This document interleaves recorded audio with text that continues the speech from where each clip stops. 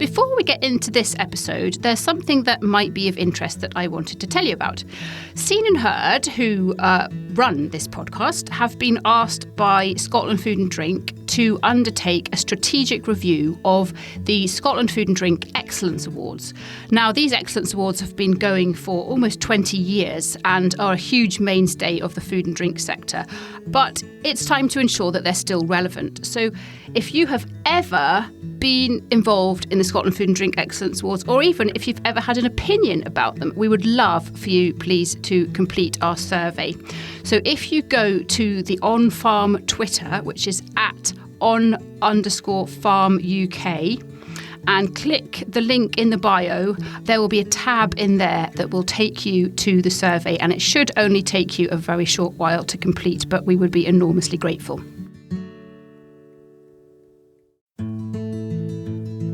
Hello, it's Anna here, and you are listening to the OnFARM podcast.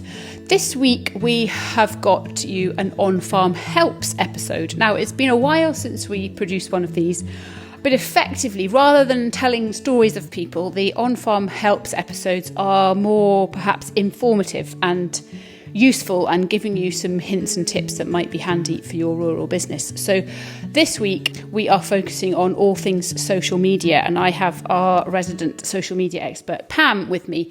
So we're going to chat through hints and tips for primarily Facebook, Instagram and Twitter. So if you're petrified of social media, you've stayed away from it so far, or if you're on it but you feel as though perhaps you're missing an opportunity and you could be doing things better, then keep listening because this episode will be for you. Hi, I'm Pam Newby. I run a social media and marketing business called Evoke Action. And I also work very closely with Scene&HerdPR, looking after some of their clients' socials, and I create content for the OnFARM Academy. And you are extremely qualified to do that from a social media perspective, but also from a farming background perspective. Tell us a little bit about where you grew up and that kind of thing. Yeah, so I grew up on a farm down in the Borders. It was a mixed livestock farm, and I loved it. And I think growing up on a farm really is where my passion for working with food and drink businesses came from. So like the rest of the Scene and Heard team, you've got a highly suitable background for getting involved with Scene and Heard and with the podcast and with the OnFARM Academy, which we're going to talk about later. So Pam is our kind of social media expert, and if you've been on the OnFARM Academy website, you will have heard her voice before, and it will sound familiar because she's created quite a bit of content for us. But what we want to do today is just kind of Pam and I are going to have a chat really about the various social media platforms. We'll give a couple of examples of rural businesses and maybe provide you with some hints and tips about which platforms are best, how to use them. Pam's got some kind of secret hacks that might be useful, and talk about how you can use your time most efficiently and in the right way. So it's hard to know where to kick off really because there's so much to talk about. But Pam, we were talking before we started recording, and you were saying that actually almost regardless of what platform you're on, it's about content. That content is key. But a lot of people, whether they're beginners on social media or whether they've been doing it for a little while, sometimes feel a bit fearful because they think that they don't really have anything to say. That was one of the barriers. But are there any other sort of fears that people might have that you think that we can try to allay today in our chat? Yeah, absolutely. I think content is a huge barrier for people, and time. I think these two things, as a business owner myself, people go, oh my goodness, I'm so busy running my business. How on earth am I going to have time to be sitting, making Instagram reels? But there's lots of things you can do to save time, and we can chat about those today. But again, with content, one of the biggest things I would always advise you is to maybe think of 2 or 3 content pillars that you can hang all your content around. So for example, if you're a self-catering cottage, one of your content pillars might be the actual property itself. So, put on a piece of paper, property, and then just brainstorm around your property, what is in your kitchen? What coffee do you have? And then that will start, sparking ideas, what soaps are in the bathroom, all these kind of things. Are you dog friendly? That kind of thing. Yes. Exactly, child friendly. So then you can start talking about, well, where did I get my soap? Is it from a local producer down in the village that I can then talk about? Yeah. You know, what other parts of the property can I discuss? You know, what's good about it? How many bedrooms are there? So you can be more practical and talk about the actual property. But then one of your other content pillars might be the surrounding area. So you then might talk about, well, if we're dog friendly, what great walks are there to take dogs on? What is there around for children to do? What great restaurants are there nearby? Where can I pick up amazing bread or fresh eggs? You know, so you can start then talking about the wider area and talking about all these amazing businesses that are around about you. Because I think social media is all about being social, and it's about, you know, sharing the love. If there's businesses you love, talk about them and, you know, help each other out. And I suppose then that makes creating content easier, because you can borrow content from other people. So your soaps example, if you're providing soap from a particular business, you can go on their social media and they might have put a post up about the ingredients in their soap or the lovely people that make it. And then you can borrow that content and use it in your own posts. Nobody minds that, do they? Because you're promoting their business when you borrow their content. So it's not as though it's plagiarism or anything like that. Absolutely. And it gives you that extra content without actually always having to write it yourself. Yeah, absolutely. And all you need to do is follow all these accounts, and, you know, so then you get notifications when they put something out. And if it's relevant, just share it, or comment on it and share it, so that other people see that content. And, you know, you could put a little comment out and say, this is the amazing producer of the soap that you'll find in our bathrooms, you know. And I think people like that kind of thing. And if you've shared their posts, it's highly likely they'll then go on and share your posts as well. So. Yes. That's really interesting, because we're sitting in my kitchen at the moment recording this. That might be why it's slightly echoey, because we've got a tall ceiling. But we just had a wood burning stove installed this week. And so I took a picture of it and put it on Instagram, and I tagged the stove people, and they were the first people. It's actually not really benefiting me particularly, but I just wanted to do it because it was a nice thing to do. Yeah. They were the first people to comment and like my post. So that if you make people feel warm and fuzzy when you highlight their brand, and therefore they're more inclined to do something nice for you in return. I suppose that's the thing. And then it works in that kind of virtuous circle. Absolutely. And it's all about, without getting too technical, about the algorithms. You know, if you're sharing other people's content and then they're liking and sharing your content, it lets the platforms know that what you're sharing is interesting and that people are talking about it, so it'll show it to more people. Yeah, definitely. And so that what we've just discussed really applies regardless of whether you're talking about Instagram, Facebook, or Twitter. The fact that you sharing content from other people encourages them to share your content. It's nice to be nice. Borrow content from other people. Borrow pictures if you can. Now, we probably don't have time to go into every single intricacy of Facebook and Instagram and Twitter. And we don't need to, because we've got courses on the OnFARM Academy where you can do that. You can immerse yourself for 45 minutes in each of those platforms and really learn a lot more detail. But I think it'll be quite nice today to, people listening have got all sorts of different levels of knowledge and expertise in social media. But if we imagine that either somebody's a total beginner, or maybe they've been on a couple of platforms for a while and maybe they're just not really getting much traction, what questions do they need to ask themselves to start with to work out what platforms they should be on and which platforms are most likely to be beneficial to them? Well, I think the key here is being really clear on who your target audience is. Who is your ideal client? And I think once you really pin down who it is that you want to be your client, it makes it so much easier to understand who you're talking to. And then you can be clearer which platforms you want to be on. There's a real temptation, I think, when you set up a new business or you're in business to think, well, I want to appeal to everybody. I want everybody to know about my product or service. But actually, maybe you don't. Maybe you want to, you want to be servicing your ideal clients. You want to be working with people that you want to work with. So it's not that scattergun approach. I think there's a temptation to be on every platform and just throwing stuff out there because you think the more people that hear about it, the better. But I think the clearer you can be on your your ideal client, then it makes your social media and marketing so much easier. Mm-hmm.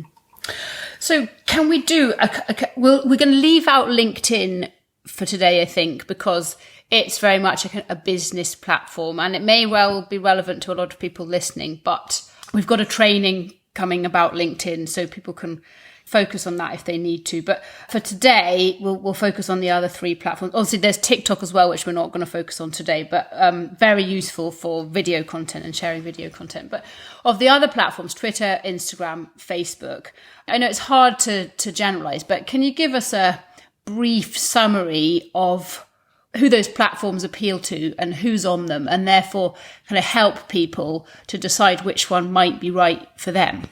Yeah, of course. So Instagram is obviously a little bit newer than Facebook. The sort of audience on there are predominantly sort of 25 to 34.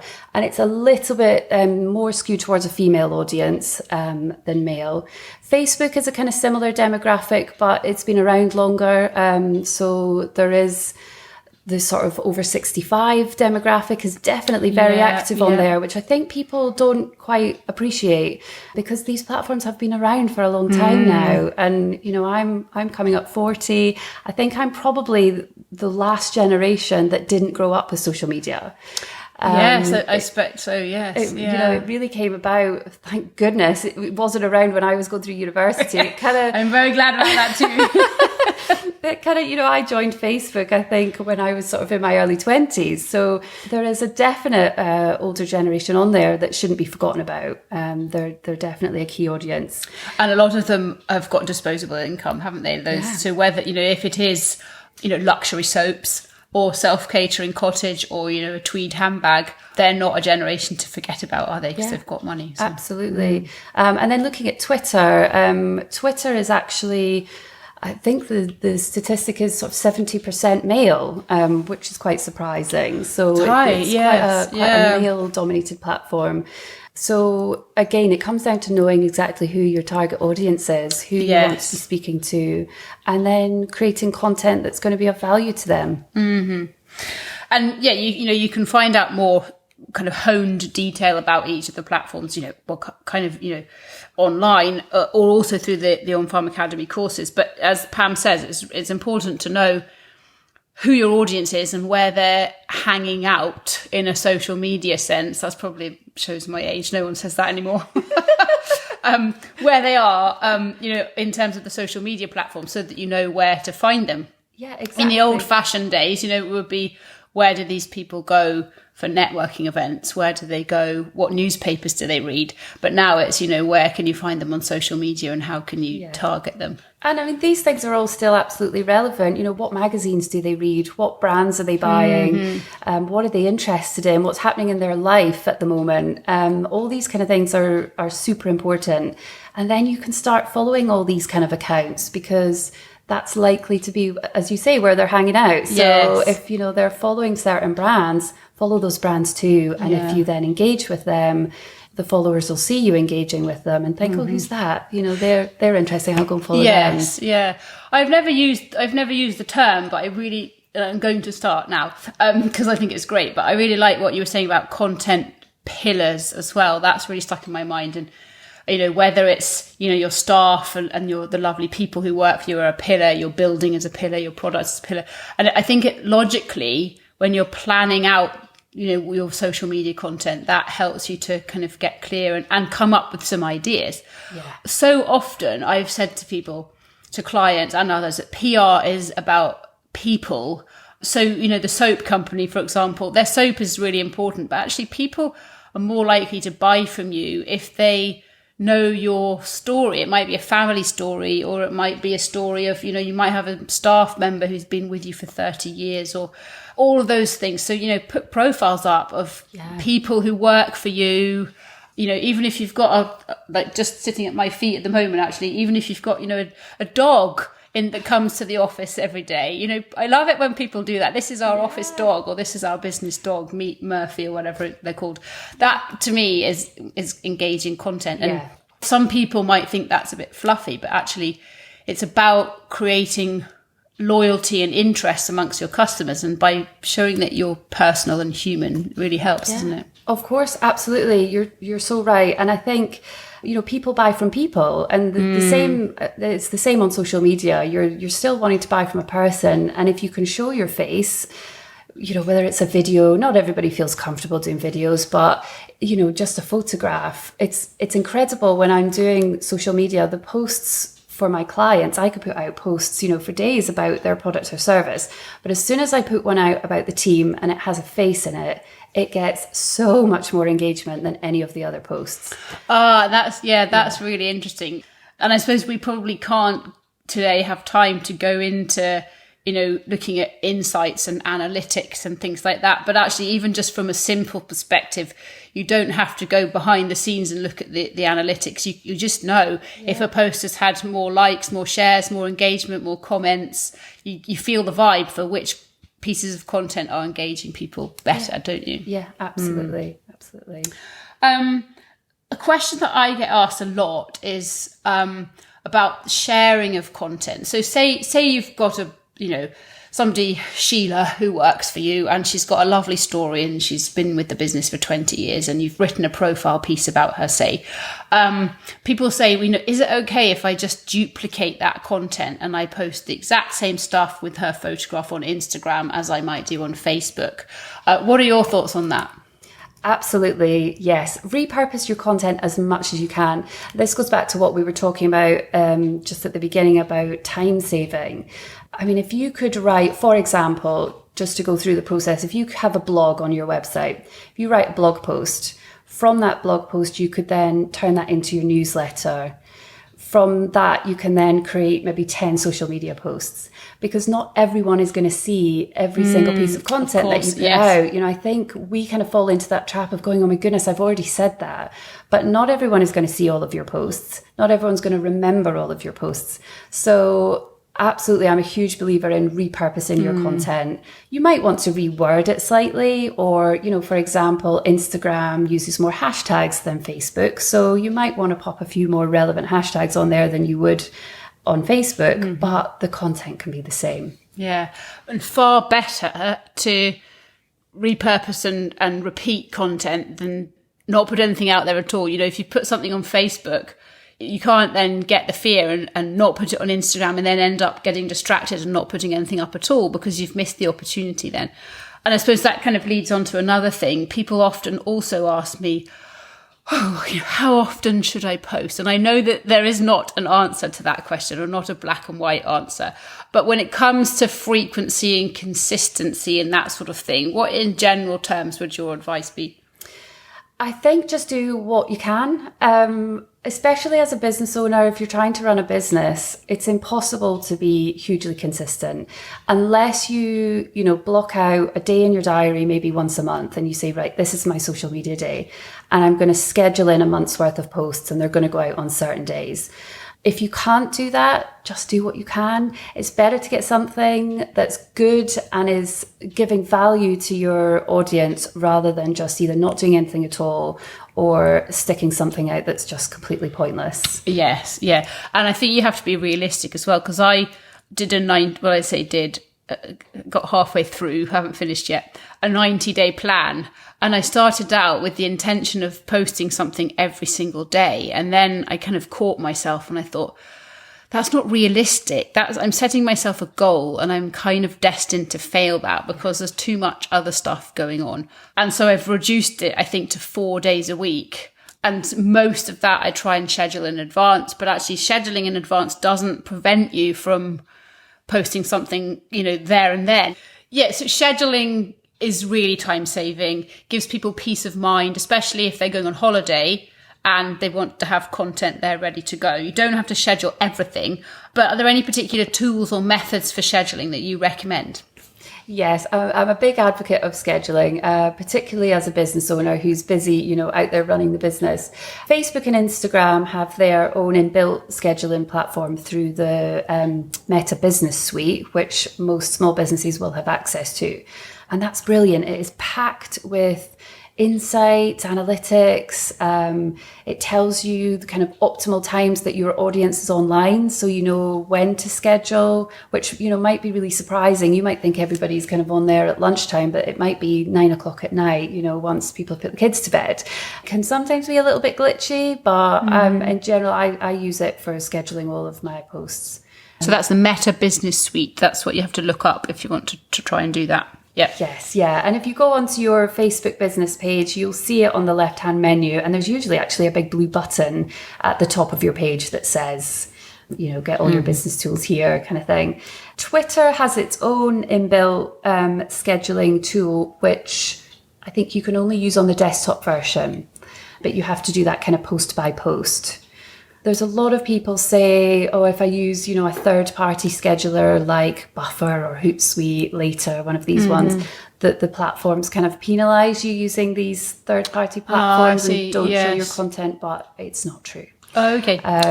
It's not true. If you find it easier to schedule everything from the one tool, then absolutely do that. It does obviously make it a lot easier for you to use the same content if you're just kind of copying it into each of the platforms. Yeah. Instagram is probably my favourite, actually, although I think I'm guilty of wasting a lot of time scrolling through other people's posts and then feeling very jealous of somebody down in Wiltshire who's got a better flower garden than I do, or whatever it might be. So we kind of have to avoid that. But I think one thing that people perhaps worry about as well is quality of photos and obviously video as well. But you don't need a professional photographer to take a library of images necessarily. I mean, if you've got one and that works for your business for other reasons, then great, use those. But it can be amateur, can't it? Yeah, absolutely. I think social media is very forgiving when it comes to, you know, images. It's all just about being in the moment and capturing things as they are and not trying to be too staged and too showy. I think particularly on Instagram, on the stories, that should really be very much like, this is happening now. I've taken a quick snap of my dog, you know, lying on the floor kind of thing. People don't expect to see polished, professional looking images. So yeah, don't get too caught up in that and don't let that stop you from posting something.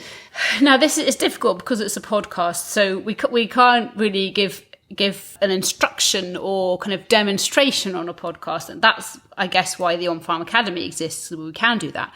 But there's one big thing that a lot of people are talking about at the moment with regard to Instagram, which is Reels.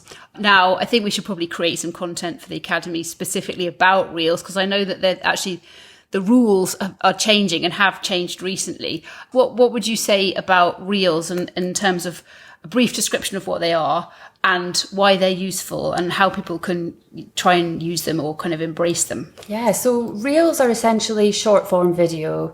They've just recently extended them up to 90 seconds. It really came from TikTok. So TikTok came along with these, you know, fun short form videos, and loads of sort of the younger users left Instagram and went to TikTok, and Instagram said, you know, hang on a minute, we want them back. Yeah. So they created Reels. So it's essentially Instagram's version of TikTok.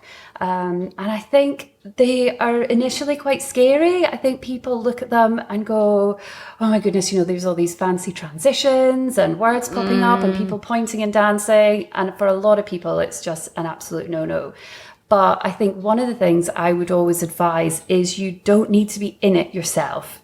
You can just use photographs. You can make some really lovely reels just simply using product photographs, just some nice photographs with some tips. You know, if you're a service business, you can give some, you know, advice or tips. So it doesn't even need to be a video. It can be a series of photos rather than an actual moving video. Yes, exactly. So yeah, nothing to be afraid of. No, not at all. And actually, if you're scrolling through Reels now and you find one you like, quite a lot of them have use template. And if you just click on that, it comes up and it says, add in your own pictures. So it opens up your camera reel on your phone. Yes. You literally click the 8 or 9 pictures and it makes it for you, and it adds the music and it makes it look very professional. And it literally takes like 20 seconds. And I think for me, anyway, I'm a bit of a perfectionist. And so, you know, for a while when I was posting on Instagram, I was obsessed with each photo had to have the same border around it and all this stuff, and it had to look neat. And And some people go even further than that and they color coordinate their images.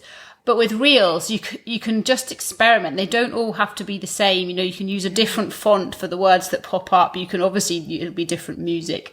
You can use different emojis and all sorts of, you don't have to have that consistency. So you can just play around with it. Nobody's going to be sifting back through all your Reels to say, oh, well, you've got a different font there, that doesn't match with your brand guidelines.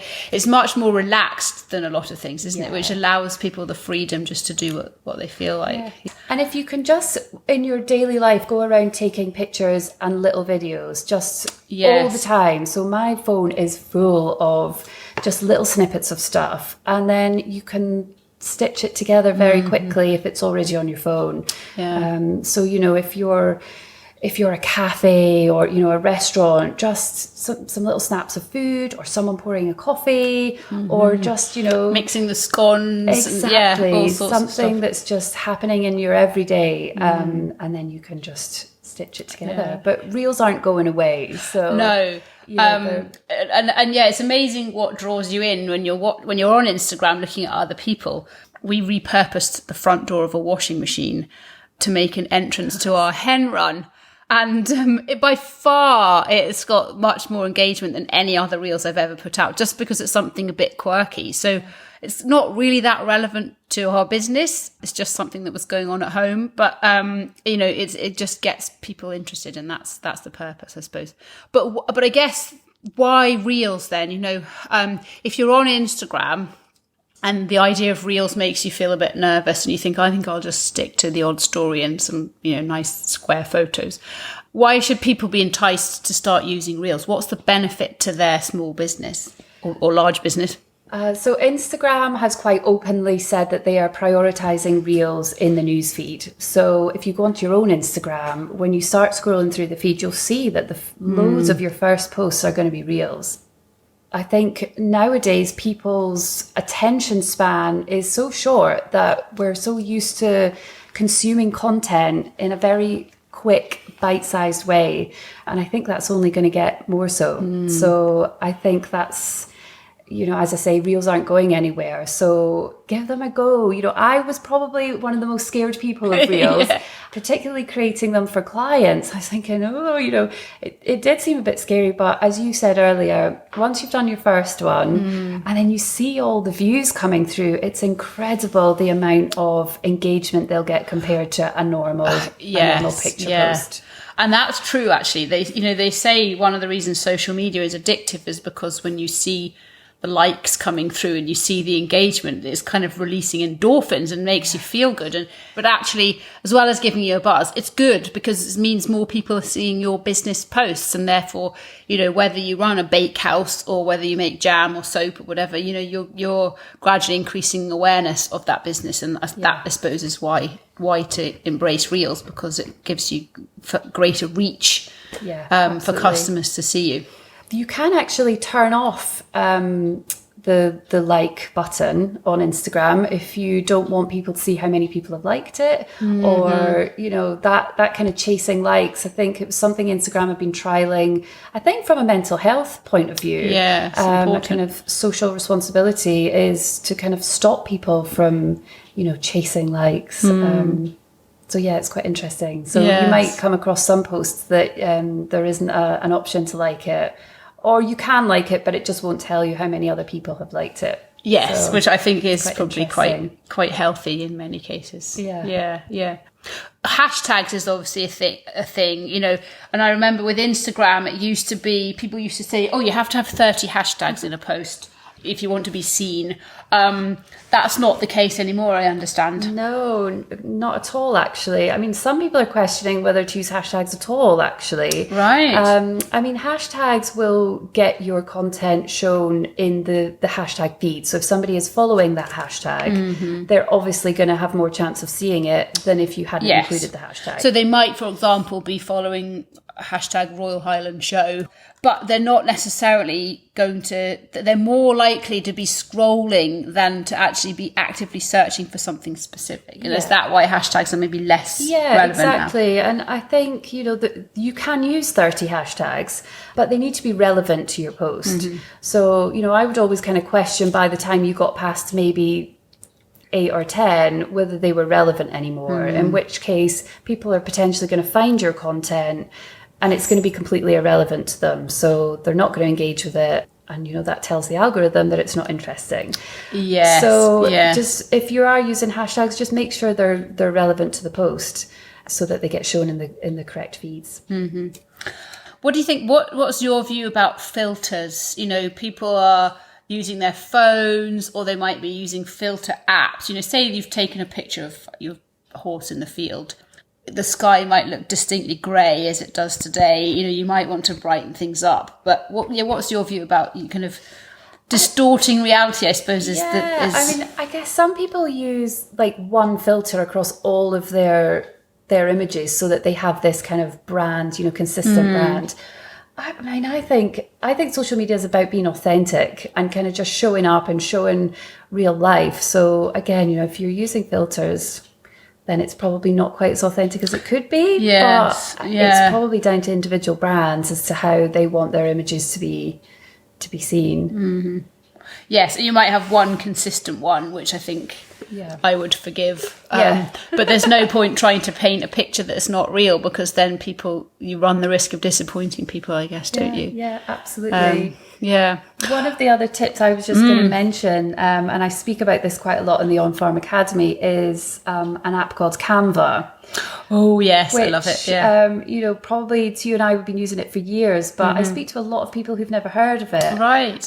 It's spelled Canva, so you can look it up if you need to. You can get a free account at canva.com. It's basically a sort of a very easy to use graphic design package where you can create templates and social media posts. There's literally millions of photographs in there. So one of the things we're talking about is photography. But Canva has, millions of photographs that if you just search, you need a picture of a horse, there'll be millions on there, and you can use them in your social media. So again, it's a time saver.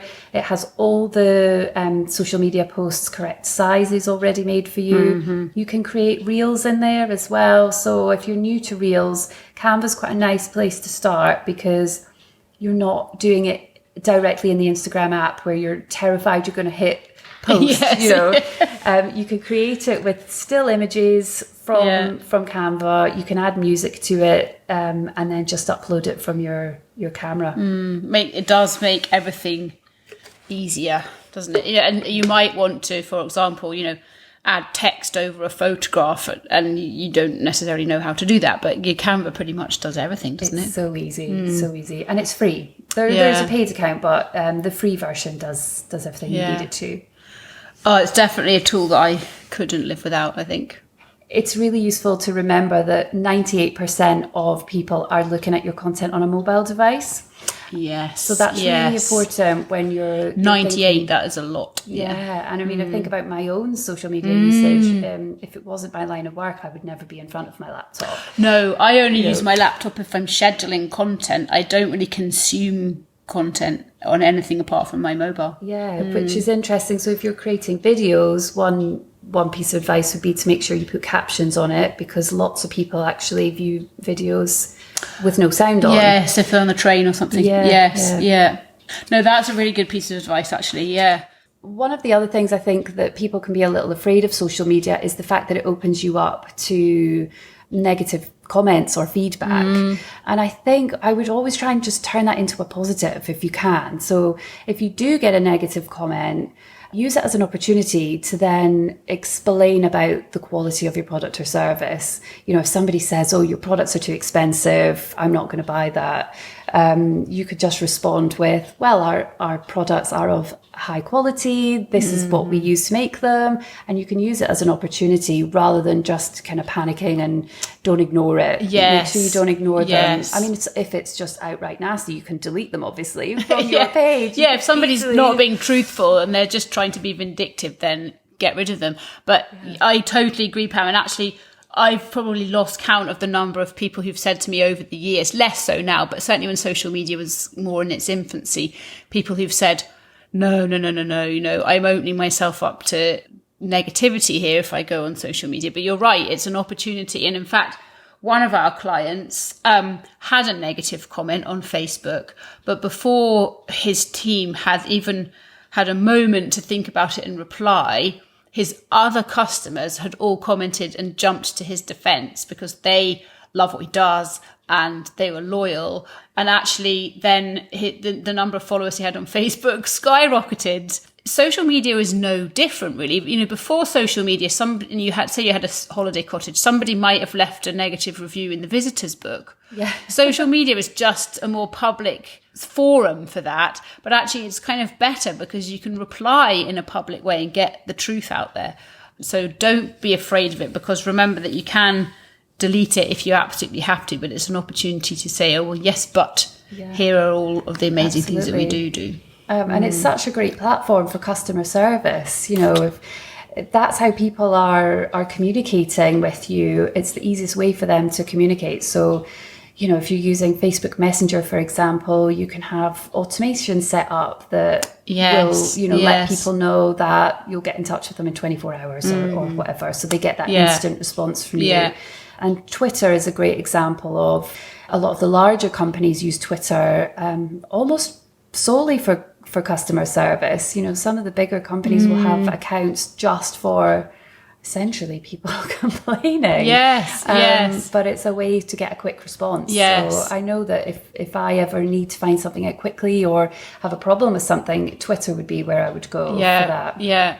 So I suppose that's one challenge, I guess, of social media, is that you do have to be on it. Yeah. Regularly. You know, if you're using it as a platform to communicate the positives, you have to accept that sometimes people will have an issue and you can't then leave it a month. If you are on social media, you do have to check it. Or, you know, if you're on holiday, find somebody in the team who can just keep an eye on these emergency things and make sure that people are responded to. And it will pay off, because even if you make a mistake, positive customer service after that is really valued, I think. Yeah, absolutely. And again, you know, you can, if you are going on holiday and you don't have someone in your team, you can just pop a little automated response on that would say, almost like you're out of office on your email. Yes. I'm on holiday, I'll get back to you, kind of thing. Yes. So then you're setting expectations for your customers. Yeah. Time of day. Now, this varies according to your audience and according to your platform, doesn't it? But how much should we be thinking about that when we're scheduling posts or doing live posts?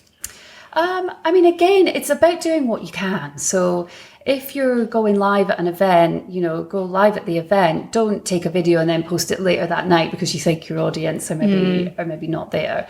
It is interesting when you post something at the optimal time, you do tend to get much more quick engagement. And quicker engagement, again, tells the algorithm that it's interesting and it shows it to more people. So it does make sense to post when your audience is online, so that you get those quick likes and shares. Yeah. Whereas if you were to post, you know, let's say your audience is mums, and you were to post at 3:00 in the afternoon when they're all at school pickup, no one's probably going to see it until 8:30 at night when we're all trying to put the kids to bed and we're scrolling through Facebook. So by that amount of time that's passed, you know, Facebook thinks it's not interesting. Yes, you've missed your prime opportunity. So it's not going to show it to people. So that's why time of day is important. Yeah. And if you're using the Meta Business Suite, you can find out from previous posts when has been the best time of day and when you've had the best engagement, so that you can copycat that. Is that right? Yeah, I mean, literally when you're creating the post, it has a little button that says optimal time, and you click that and it comes up and it tells you exactly what the best time to post is. So it makes it really easy for you. Yeah. This has been really comprehensive, I think. I was trying to put myself in the shoes of, you know, a beginner or somebody who was afraid of social media and think about what puts people off. And I think we've covered everything. I think people are put off by a fear or lack of knowledge, and Reels might be an example of that. But in fact, Instagram in general might be an example of that. But you can always just play around. You know, if you create an Instagram account right now, you won't have any followers, so you can put posts up as an experiment and nobody will ever see them. Just to kind of get practice. And same with Reels, you know, try it. And if you don't like it, just delete it and start again. Yeah, exactly. And I think just be yourself, you know, have a bit of fun with it. It's really all about sort of getting people to know you, getting people to like you, and building up trust, so that people get to know your products and your services and the story behind them. Yes. And just share what you feel comfortable sharing. Yeah. So the fears that people have is the knowledge, which we've kind of covered today. You know, don't be afraid, give it a try. We've got courses on Facebook and Instagram on the OnFARM Academy. We've got some coming over the next few months, and years, in fact. That's all there. So if you want more kind of detailed stuff, you can improve your knowledge that way. We've talked about time and how, you know, we can't create extra time, but we can be efficient with time. And so by repurposing content for different platforms, if you are on more than one, and by using a scheduling tool, that will save you time. And I suppose one thing some people might worry about when it comes to social media is cost. Now, there is no cost unless you choose to advertise, which is a whole nother topic, complicated topic, but we do plan to cover that in the OnFARM Academy soon. But they think about sort of human cost. So they think, well, either it's taking them time, or they might have an employee, and how many hours can I justify that employee spending on social media? And I suppose it's impossible you can't say, well, 1 hour on social media is going to generate X amount of turnover. That's just impossible. But you just have to use common sense, I guess, and think, well, do I feel like I'm getting the engagement here? If I'm not, what can I do to change that? And is it bringing the customers in? And I guess I can't think of any businesses, certainly any clients that Scene&Herd works with, where at least one social media platform wouldn't be beneficial. I think there are very few businesses these days that can bypass social media completely, because there is a benefit to be had. And if you can be as efficient with your time as possible, then a small investment of time nearly always pays off, even if it's not tangible. Would you say? Exactly, absolutely. And I think what's important to remember about social media is where it's driving people. So is it driving people to your website? Are they then going on to sign up to your newsletter? Yes. And I think what's really super important for businesses to remember is that you don't own your social media platforms. They could literally disappear tomorrow. And without putting the fear of God in people, you know, that they're suddenly going to lose their Instagram accounts, it's something really to bear in mind, is to make sure that you're building your mailing list. Very important, yes. So important to be gathering details from your social media community, so that if anything, heaven forbid, did happen, you can literally send them out an email and say, our account's gone down, you can now follow us over here. Yes. So don't be afraid of, you know, the social media, anything happening to it. If you've got a really good mailing list, you've got those people's details and they're yours to keep. And so I suppose some good ways of using social media to build that mailing list is by running competitions. You can do that yourself, or you can team up with other businesses and to create one big competition with lots of different prizes. So you can do that, and you can use that to gather email addresses and data.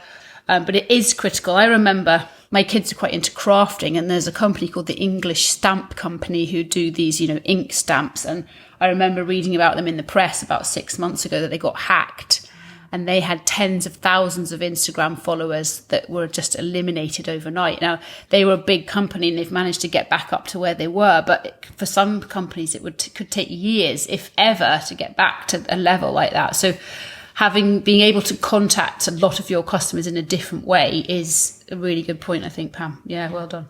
Brilliant. Oh, well, Pam, thank you so much. Pleasure. Really informative. You'll definitely want to go onto the OnFARM Academy and hear more of Pam's voice teaching you all sorts of things about the different platforms. And as I say, much more detail than today. But hopefully you've learned something. I think I have. And it's just been really nice to chat to you, and we'll continue. She's got a list, so she's going to keep creating more content for the OnFARM Academy so that more people can benefit from her expertise. So thank you very much, Pam. Pleasure. Thank you for having me.